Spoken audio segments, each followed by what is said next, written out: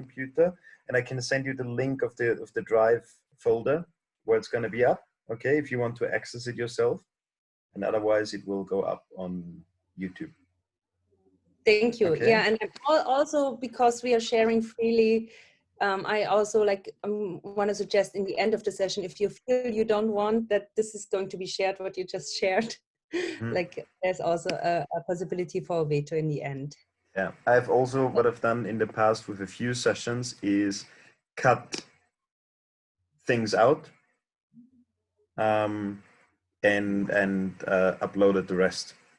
So you can also say, look, this particular thing, I don't want to. You know? Yeah, exactly. This is the sign. Yeah, exactly. Good. Wonderful. So we have the technical things clarified.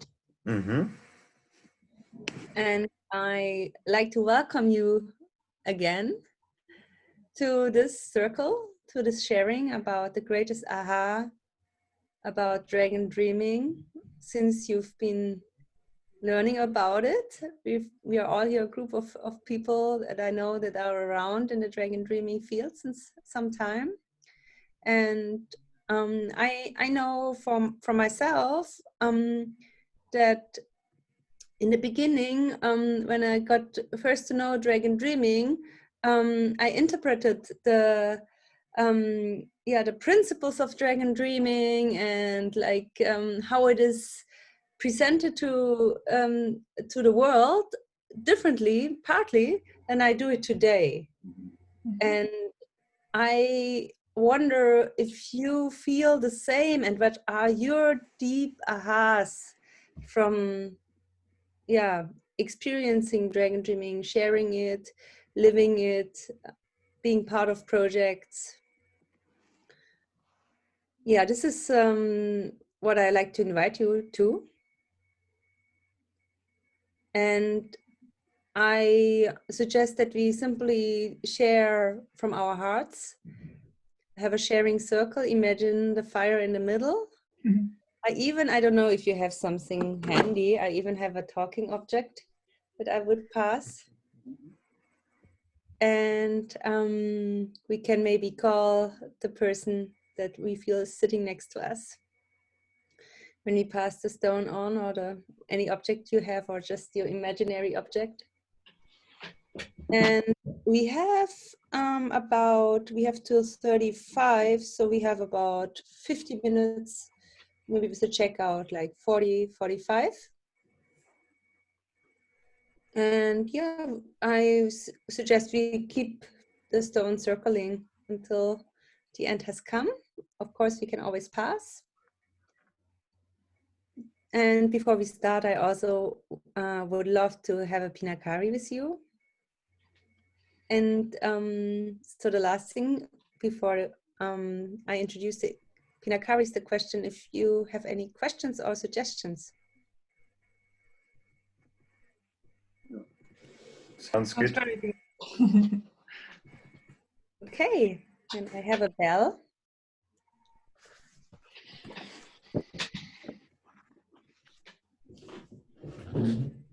Make yourself comfortable, connecting to the ground and up to the sky.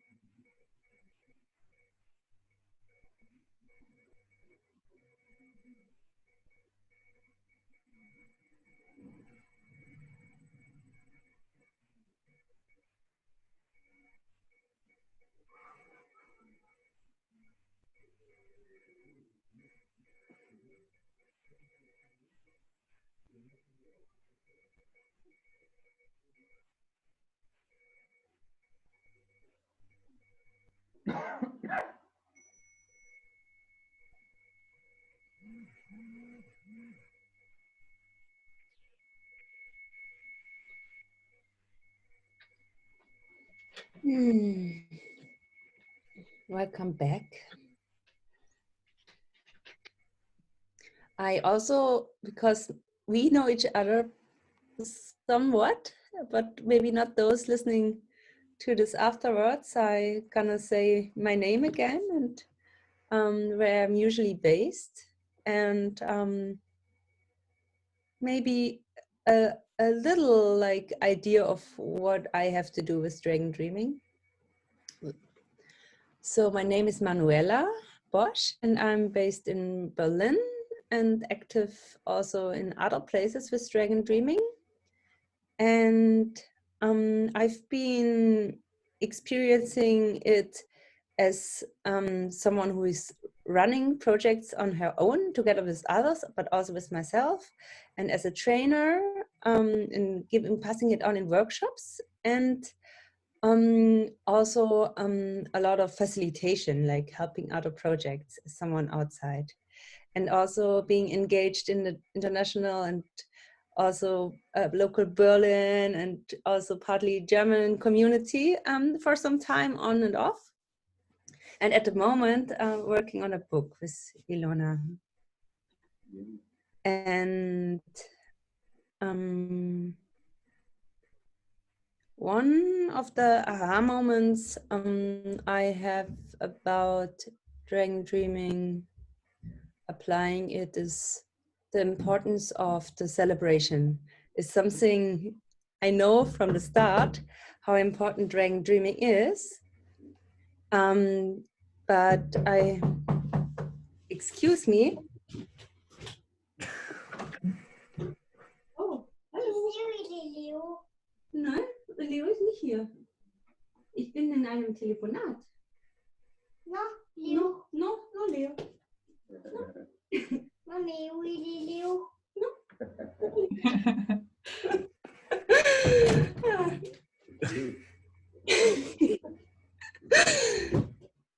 Yeah.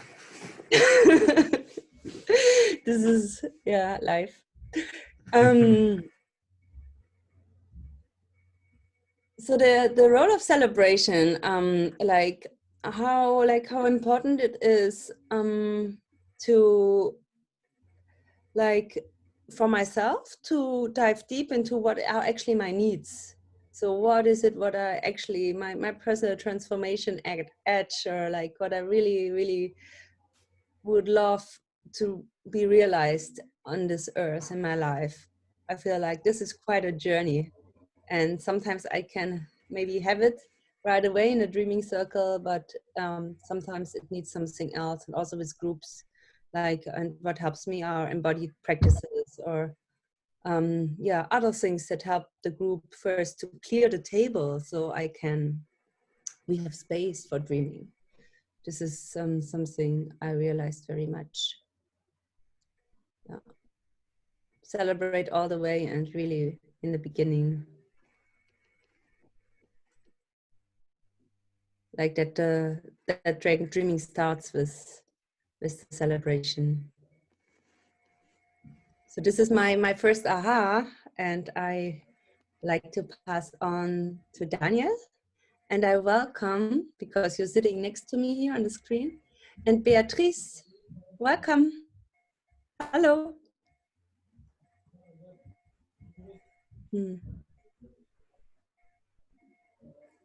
I can't hear you.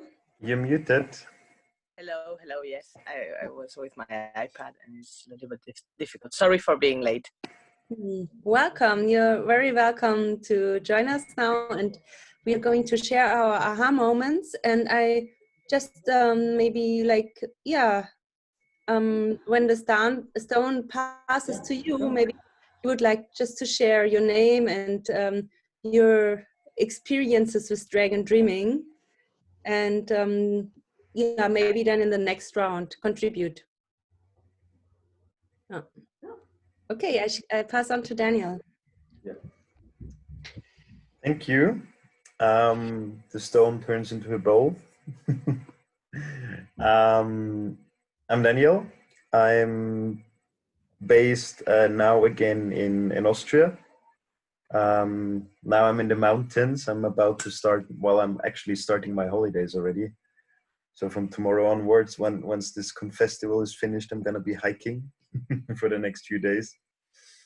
And yeah, my journey with Dragon Dreaming started, Jesus, in 2009. I think I picked John up from the airport, not knowing who he was. I was just asked by somebody to do so. And since then, I had actually the pleasure to travel quite a bit with him in South Africa, in Brazil, in quite a few places in Europe. And I've been a facilitator and teacher a lot in the UK, actually. I've run one workshop in my mother tongue, all the others in English-speaking countries. And did slow down with my Dragon Dreaming activities in the last 2 years, at least in like a facilitation sense. But yeah, I'm still involved with the platform and working in the background of what we call the Dragon Dreaming community on a virtual level. That has never stopped in the last 4 or 5 years. And that's my main involvement, I think, at the moment. And now I was somehow pulled into this organization team, so which is great. It's an absolute joy to see this sometimes elusive community growing and finding different forms of cohesion and concreteness again. And yeah, I think the first aha that comes to mind is actually related to a session that I offered on the first day. John talks a lot about trying to be 100% participant and 100% observer. And when I studied in the UK, that really clicked for me. I did my master's degree in holistic science, and before that, I understood it as something separate. So like trying to be in a participating role and then in an observer role, and I understood them as two separate modes of being somehow, and two separate roles that I inhabit. And through my studies, at some point, I realized that it's one mode of it's actually, for me at least, one mode of being and one mode of seeing and interacting with whatever phenomena is in front of me, whatever I engage with in the world. So this idea of being observant in my act of participation and being participating in my act of observing, and not focusing on what is observed, but being an active participant in my observing of what is observed, and in my observing of my participation, if you know what I mean. I guess this aha came to me a lot when I engaged with some writers, philosophical writers of the last century, and the whole field of phenomenology and Goethean science, because this is where it really, where it really concretizes, and where this idea of an upstream way of thinking or an upstream way of seeing that doesn't end up with what is seen, so the object, the result, but with the process of seeing of what is seen. This, I think, when I could connect it to this idea of participant and observer, it made a whole new sense to me, and it really changed the way I try to facilitate as well. And it also then changed for me the understanding of what Pinakari is about. You know, before it was this, okay, let's silence my little voice in my head and then come back. But before it was, okay, silence the little voice and then come back to engage with the results again. And afterwards it became, okay, Pinakari as a reminder to step back into the process of participating, into the process of observing and trying to be present from there, instead of trying to be present with the process itself instead of the end result. I don't know if I made myself clear, but for me this was a very big one.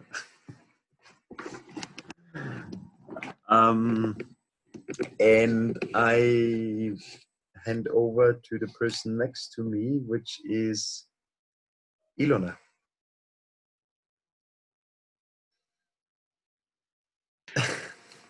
Thank you very much.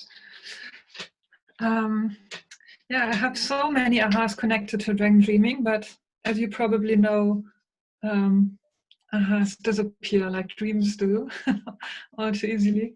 But I had an aha that comes back to me constantly when I work with groups as a facilitator.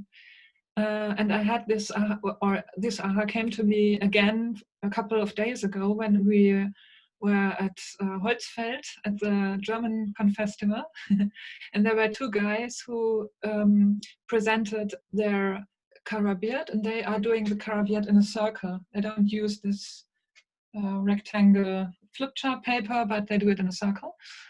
And they turn the wheel around so that it goes clockwise and other stuff. So they had a little bit different, some differences, and they explained why they made them and so on. And then the arguing in the group goes forth and back, the advantages and the disadvantages of those kinds of Karabiats. And I sat there and I watched and listened, and it came again to my mind, an aha that I had when I work with groups. And I often realize that groups or teams, when they urgently want to leave the dream stage. So they want to enter the planning stage. And why is that? Because the planning stage seems to provide security, which is an illusion, of course, but the dreaming stage is so chaotic, and you don't know exactly what's going on in the project and how the project even looks like exactly. And the more you enter the planning stage, and the more you make decisions, yes, we do it like this and not like this, and then you come to make the plan, the Karabiat. And in our world, at least in our Western world, a plan is something that should provide security and take risk from us. So the idea is, yes, we can do the perfect plan, and then we have just follow the plan. Everything's going to be all right. So this is the perfect plan, and there's one way to do it, and there's a right way to do it and a wrong way to do it. This, of course, is absolute an illusion, because we cannot plan the world and the reality. We have no control. We are without control in this world. But it's very difficult for us to accept this, that we have no control, and that the world is a beautiful, chaotic place in which we have our place and our spot, and it's not, we don't have to be afraid, but we don't have the control either. So we make our plans to convince ourselves that we would have something like control. And when it comes to the Karabiat, in my opinion, really somehow the philosophical or the spiritual beauty of the Karabiat is that it doesn't pretend to be a perfect plan. I mean, you can do a Caribbean like, okay, what's the first step and then the second, and go through the 12 steps and try to plan exactly in a linear way, which is ridiculous, but you can if you want. But you can completely dismiss this and just follow your intuition and just, well, I put this task here and that task there and this over there. And it also works. And you don't have to follow from the start to the end or something like that. And I really, meanwhile, I see the beauty of the Caribbean, that besides making sure that you have all the 4 stages, have 25% in all 4 stages. Besides that, the beauty is that it reminds us that making plans is a ridiculous, I mean, it's not really ridiculous, but it's I don't know the English word. It's an effort to control the world and the ongoing of the project, which we can't. And yeah, it reminds us of this. And I think, I don't know if this is really an aha, but I appreciate that of the Caribbean more and more. Yeah, that's it. And I hand my stone over to Renato.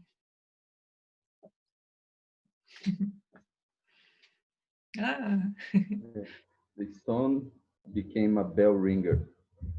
And Linda is here as well. I'll go and then I'll pass to her. My name is Renato. I live in New York, but I'm from Brazil. And I was exposed to Dragon Dreaming first time in 2013 in Brazil. It was a workshop by Lisandra. Before that, there was a common friend of ours that he had like a short talk about Dragon Dreaming. Then he invited me to the workshop he was organizing, and I found it really made sense because I came from a consulting background, and I was at the moment in a transition to becoming a social entrepreneur. So my story is that before I worked with the PDCA, I don't know if you're aware, it's a Deming cycle. It's a methodology for quality control. And the P is plan, do, do, then check, then act. Mm-hmm. And when I saw dream, do, the plan, do, and celebrate. Sorry, it's PDCA plan. It starts with plan, then it's do, right? So plan is do is in both, celebrate and dream is new. And I was always comparing both of them. You know, I came with this logical mindset of the consulting firm in methodology. And I was looking at the Dragon Dream and saying, well, this is amazing because it has all of the methodological and logic and the things it needs to do for the project to happen according to the other one. But it goes beyond.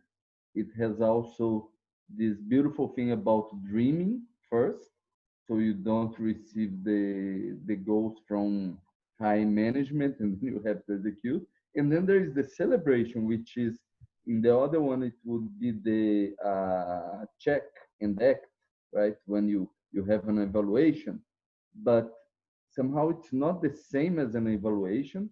It goes deeper because you are celebrating. And I found this amazing, got really excited about it. And at that time, I started a nonprofit in Brazil. Lisandra was actually one of the co-founders. And we decided right from the beginning that it should be an empty-centered organization. So it was incorporated, but there would not be like, or we would try not to have all this hierarchy and control. It would be distributed, right? And right in 2014, when we created this organization, we started then having conversations, to understand and see what's this empty-centered organization. And uh, we ended up like, well, first, like one thing that I remember Lisandra telling me is that, well, there is not really a model, a recipe that you can follow. You have to get with the group, what it means and how to do it. So it's mostly principles. And then we spent like the next 5 years really trying and prototyping and going back, and this doesn't work, and to create a empty central organization. It's still ongoing, right? Right now, we are doing a Dragon Dreaming journey for transitioning the organization for the next board of directors and leadership, and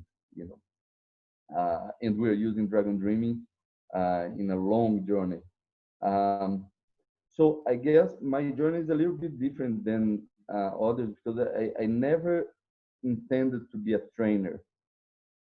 I was a user. I wanted to use it to my organization and also to the communities that we serve. So I started organizing through the nonprofit workshops for these communities, and and it went great um, until I finally got here to New York, and that's where my perception of Dragon Dreaming changed, because in 2013 it was a methodology for planning projects, that made more sense than the ones I had used before. From 2014 until 2018, I would say it's like a tool that I'm using to empower communities and to making projects, and all this philosophy of the empty-centered organization, all the fact sheets that are not usually focused on a workshop, like, how to find consent, or anyway, we're doing more of this, like the community enterprise and things like that. We're doing this kind of thing. And in 2018, I think it shifted, because then I started to want to create the Dragon Dreaming community and bring in Dragon Dreaming here to the US. And this perception of what Dragon Dreaming got deeper for me, because I started experiencing the community building and the self-development aspect of it. I learned so much.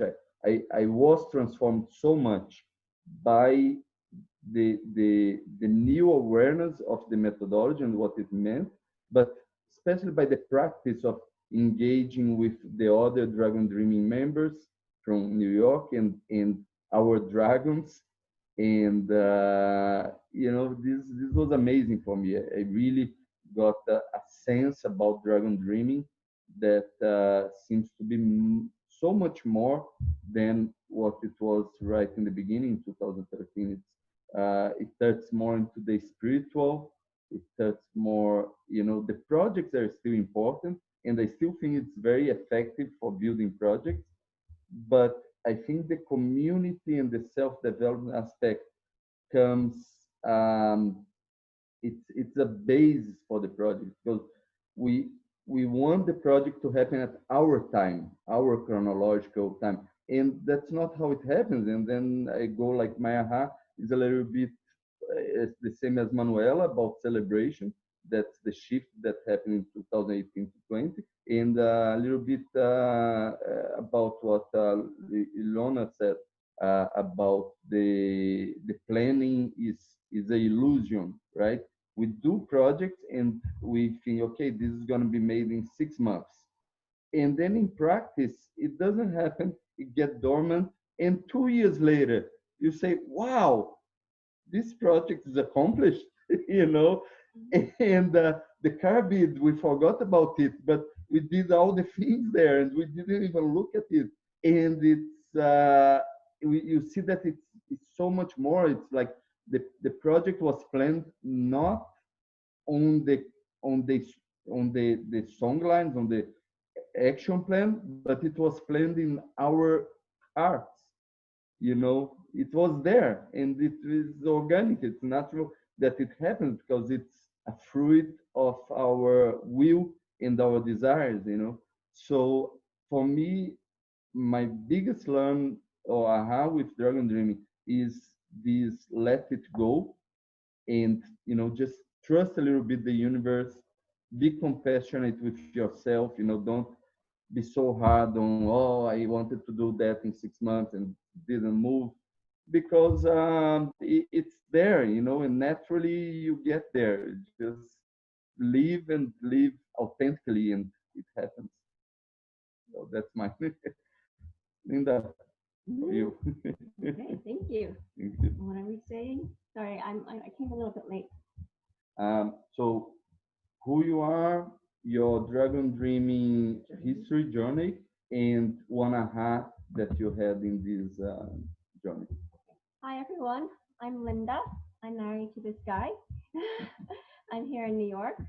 I was born in New York. My family is from the Caribbean, but we have Chinese ancestry.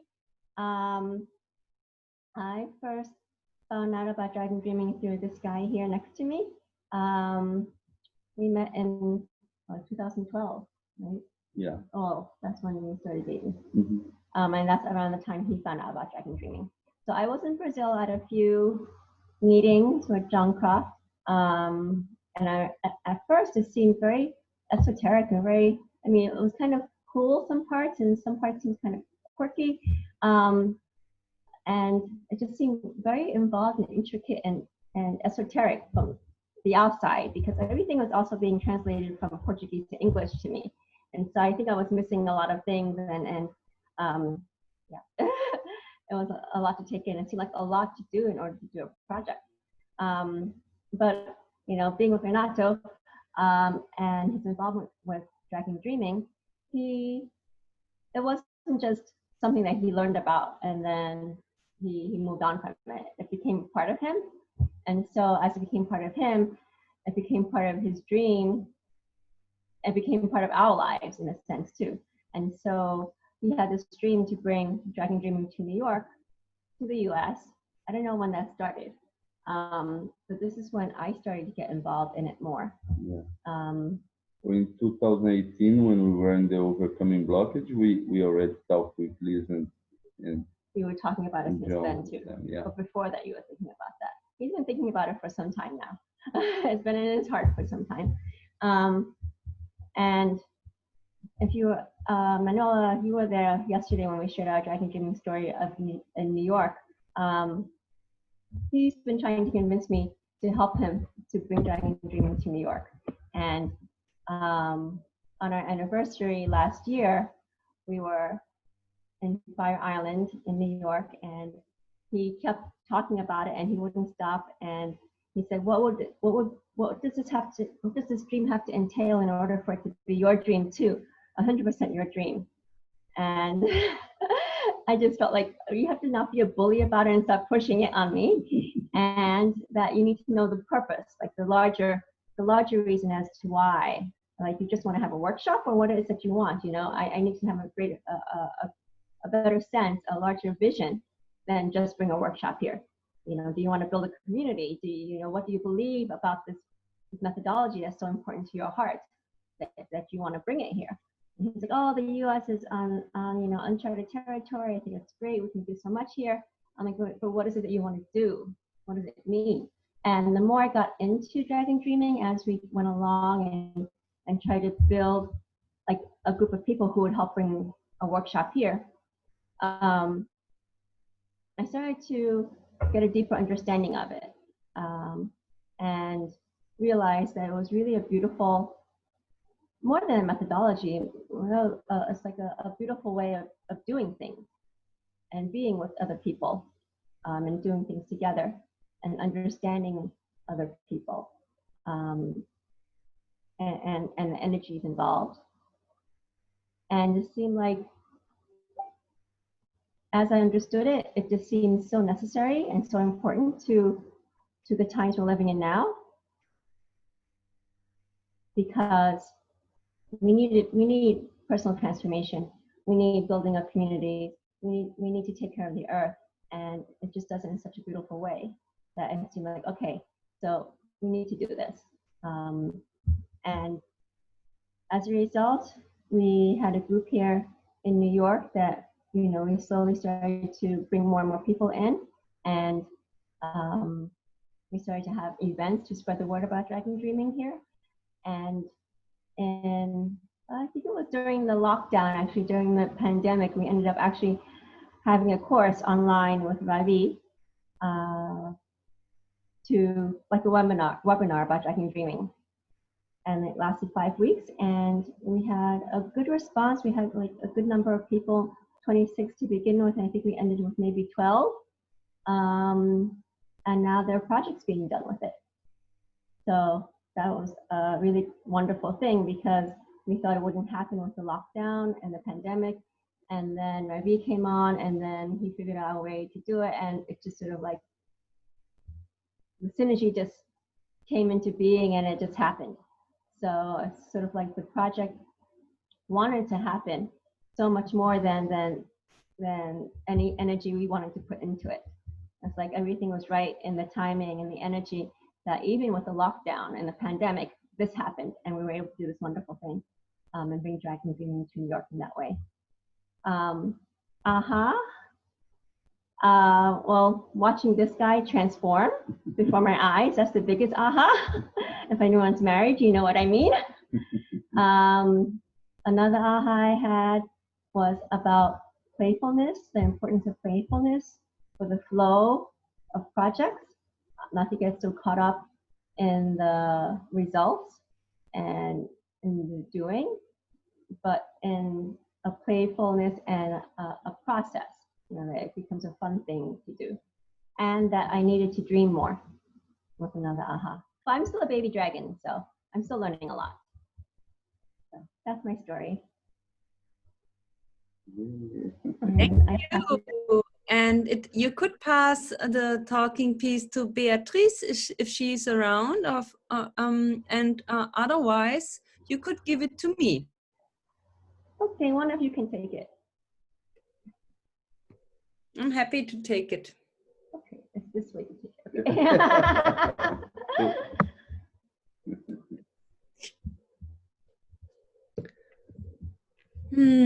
Yeah, we have 15 more minutes. And this means maybe this is my last time to speak, so I want to get down to whether it's really important for me to share with you. I think one big deep aha is about the outrageously successful projects. Like what does it mean? Of course, it's like, we mean what I understand is successful. We mean it's like supporting personal growth, community building, and service to the earth. If those three principles are met, a project is successful in the sense of dragon dreaming. That's my sense making. And I've been I've been miserably failing applying dragon dreaming. And I've been helping as a facilitator, a lot of projects to die. And I wonder if you can still say it's for creating outrageously successful projects. And I think maybe I won't, like, I'm not using this wording in this way, but I totally understand that dreaming is not like a recipe to make something happen. Like you have an idea and then you just follow the process, and it gets realized. That can be like in this example that I just shared, when the time is ripe and it's just really a dream that wants to come into the world. But it's also like, I feel, a tool that helps projects to die.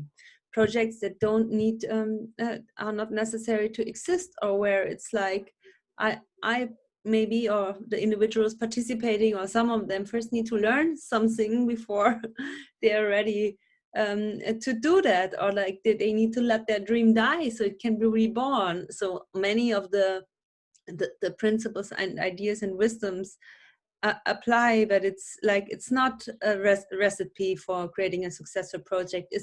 It's more for me an accelerator to understand what wants to happen within this project more sooner than later. Like a group understands sooner that actually in this combination they cannot found this eco-village. But then a subgroup forms and they are starting something in their local place. Like I've been seeing these things happen, and I feel like for me, like I'm like in the beginning when I started with Dragon Dreaming, I had so many projects. I was involved in so many projects. I shared this yesterday also with some of you guys from the New York group. And I don't think it's about keeping yourself busy. You know, it's not the idea is not to keep yourself busy, but do what you're actually what you're like, what it's important, like what you cannot not do, support you in this way, like to do this with joy and trust in yourself, and also with the stamina to go through difficult times, and also to learn sooner than later what you just, but it's good to not do. And I feel this is very, very sustainable also, to do less, create less, use less. Aho. I pass on to Daniel.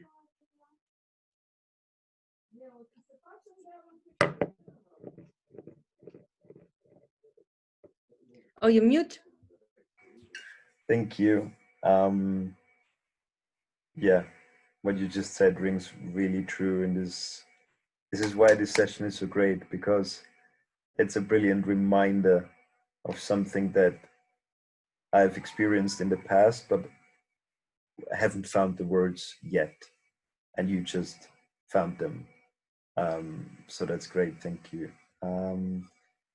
Yeah, since this session is moving so fast, I just thought, okay, what is out of the many ahas to share, what is most valuable also to voice again and to share with you. And I think there's something that I had to painfully learn about the laws, and how the Dragon Dreaming laws can sometimes be real bullshit excuses. Sorry, my language. So, for example, trust the process is a really important one that I carry with me, and I think it's hugely important, and it can be a bullshit excuse for inactivity. You know, if you're not, and this goes back again to this being in the process itself, and then observing what actually needs to happen, instead of just saying, oh, trust the process. You know, this can be a hands-off and just let go, not in the sense of detaching myself from results, but let go in the sense of dropping responsibility, if you know what I mean. And that's such a danger. Same with everything takes longer than expected. Yes, it can, but that doesn't, that shouldn't stop me to ask why. And maybe through asking why, I come to the conclusion, yeah, well, because of all of the things, and that's the way it went, and that's exact, and it was perfect like that. But I could also come up with, no, actually, the reason why it took so long is because we could have done this and that differently, and maybe and it could improve next time, you know. And I learned it so painfully when I lived in Brazil, and I worked with a group of wonderful in the clouds hippie people, who constantly said, oh, this is not meant to happen, or this is meant to happen, and so on. And I became so frustrated. We started a dream circle, and it started to rain, and somebody said, oh, it's not meant to happen. And this clicked for me, because like, well, or it just means we find shelter, you know, and then if we find shelter and the electricity goes out, then of course you can say, oh, it's not meant to happen, or you just find some candles. And then if a wind blows and you sit in the darkness, then you can say, oh, it's not meant to happen, or you can just find another creative way, you know. And it's about this keeping tuned in and really paying attention to the process itself to understand what is really meant to happen. And if we can do that, then it's like 100% trust the process. Yes. But it can also be, yeah, I call it a bullshit excuse. As you can see how agitated I get with this, because this was one of my big frustrations. So yeah, just wanted to share that. And with that, I hand over to Ilona again. Yeah, thank you. I have the opposite aha for you. Yes, I also have some ahas concerning dragon dreaming dogma. So I doubt the dogma of the dream of the one who is the initiator of the project has to die. I don't think that this is the case in really every project. And also, the biggest critic helps you most is not always a good idea. So I doubt some dogmas of dragon dreaming. But also, and this is concerning trust the process, or maybe trust your dreams, because I'm a journalist, and I'm an author of books, and I work together with my husband normally. And at the beginning of each year, we do a dream circle and an objective setting, and then we do a karabiat for the next year, how we wish the year would turn out. And since we're doing this, the really astonishing thing is that dreams of mine constantly come true, but with an easiness, and me not forcing it, not really pushing it, but it's somehow that by developing by itself, it just comes around the corner and invites me to go with it somehow. So maybe it's a question of, you have two poles. Maybe there are some hippies who are too easygoing and who always say, well, trust the process, and never try to really push things forward. But maybe on the other side, there is me, very, very focused on goals and very straightforward, and really want to getting things done and pushing projects forward. And for me, it was really, and maybe it's a question of getting the right balance in the middle of it somewhere. So me, I'm maybe on the other side of this line. And I really learned to trust the process and never try so hard to push something, and also get the feeling when to let loose of something and when to not follow it, and try even harder to make it come true, because sometimes it doesn't meant to be. And that's it. And so I hand over to Renato. And I want to make a note on the timing. We officially have 2 more minutes, but like there's a 10-minute break between the next session. We can go a little bit over, but yeah, no, like let's see how it works. That's fantastic for me. That's fantastic for me, because I was just thinking like, oh, what should I share? I agree with all of you. I think it's the thing about letting projects go as well. Not every project needs to be successful. It's great, and for me, it's very important, that we officially also kill the project.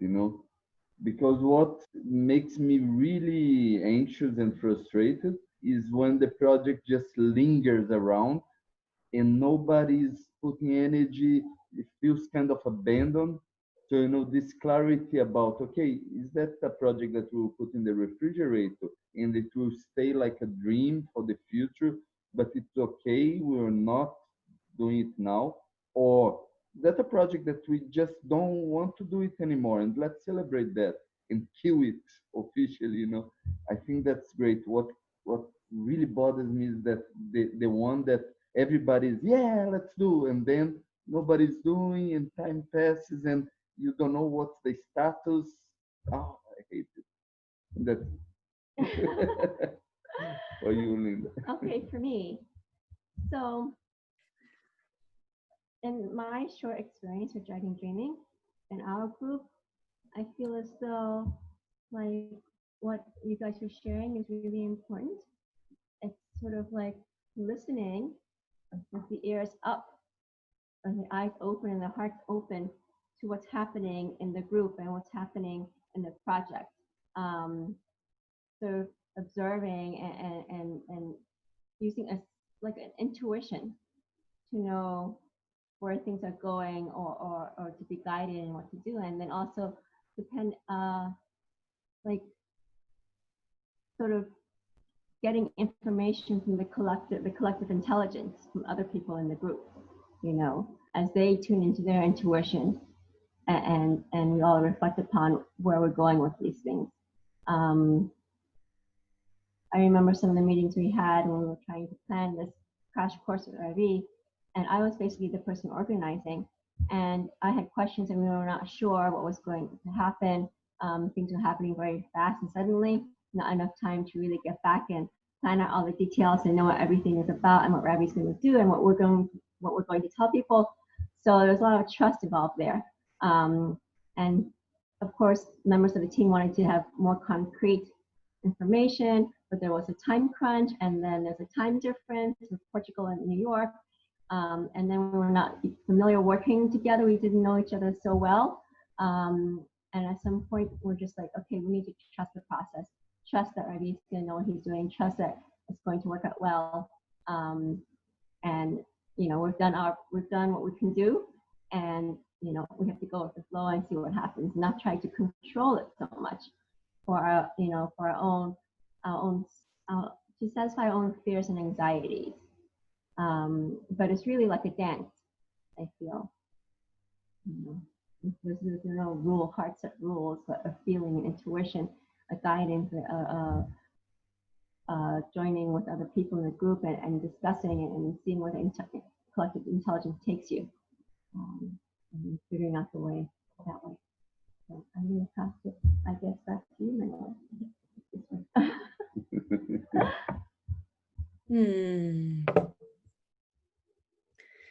Thank you so much for this beautiful session. I enjoyed it very much, and I could go on.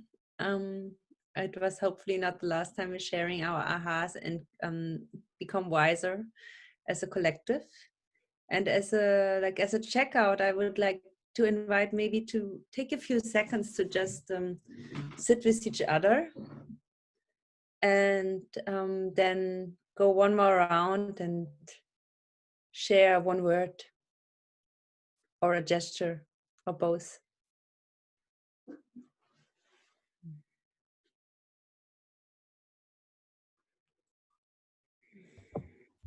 I feel included in the Dragon Dream International Network.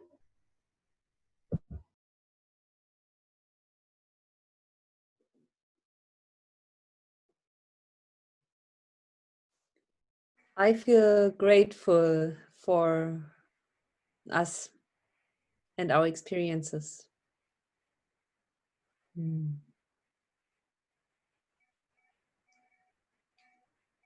I feel reignited by you guys. Thank you. And I feel warm and filled up.